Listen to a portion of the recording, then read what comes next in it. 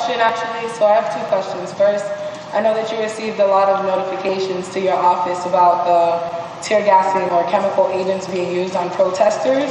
I would like to hear you address that. And secondly, while the President of the United States is basically endorsing the Proud Boys and white nationalists, can you condemn them, especially the ones here in Providence? Can you make a very clear statement going against these white nationalists? Yeah. So I appreciate you're here. This is, even though you're not a member of the press, I'm happy to answer the question. And if you want to talk, I'll be happy to talk to you later as well. Absolutely. You know, it's beyond disturbing that the president would in any way condone white nationalists, and I condemn them in the strongest possible terms. There's no place for it, period. And it's, to say it's deeply disturbing that he would do that is an understatement.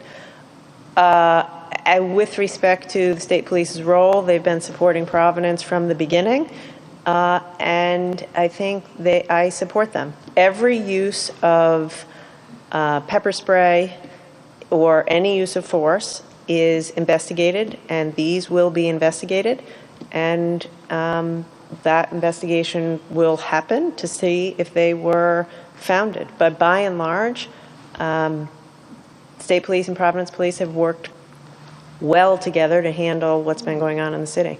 Governor, during a time though, during a pandemic and a virus that's going around that attacks the respiratory system, wouldn't you agree that police should be using tear gas and chemical agents absolutely last?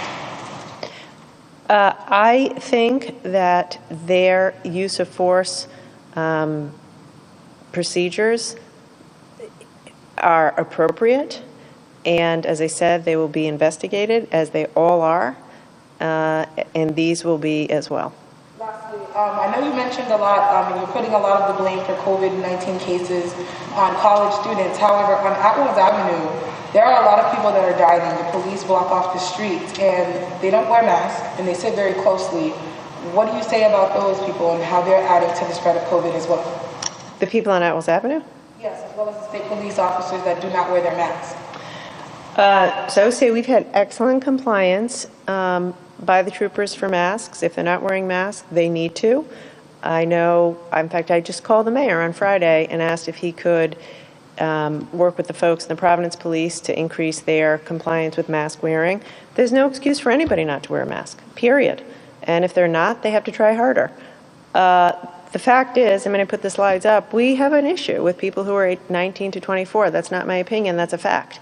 The outbreak at PC is a fact. It's a problem. It's the single number one reason that we wound up on the travel restriction list for these other states. So, like, everybody has to wear their mask. So whether you're on Federal Hill or whether you're on Eaton Street, period. And if they're not, they need to. And nobody's above the law. You know, the cops ought to be wearing their mask just as the governor, just as the president.